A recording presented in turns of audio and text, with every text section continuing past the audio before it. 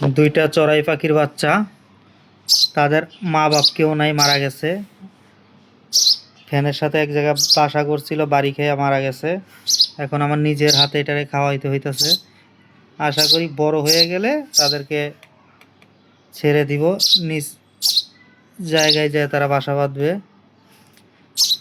তারা কি সুন্দরভাবে খায়, কত সুন্দরভাবে খাচ্ছে।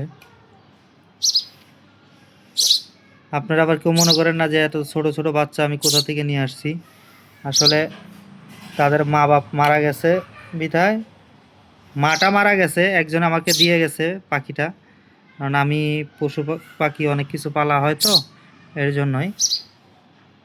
কারণ তার মাটা মারা গেছে ফ্যানের সাথে ইয়ে হয়ে, তাদের নাকি ফল ছাদের উপরে এটা ইয়ে ছিল, বাসা করা হয়েছিল।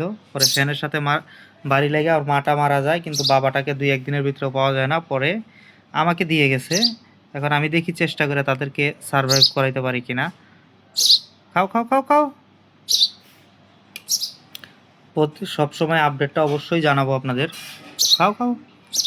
কত সুন্দর সুন্দর চড়াই পাখির বাচ্চা। সবাই ওদের জন্য দোয়া করবেন, সবাই দোয়া করবেন যাতে পাখি দুইটা বেঁচে থাকে এবং তাদের নিজ নিজ গন্তব্যে বাসা করতে পারে, বড় হয়ে তারা আপন গন্তব্যে বাসা করতে পারে। খাও।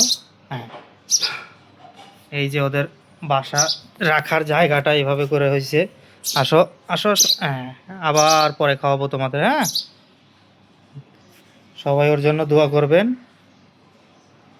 এভাবে রাখা হয়, প্রতিদিন আপডেট জানবেন অবশ্যই।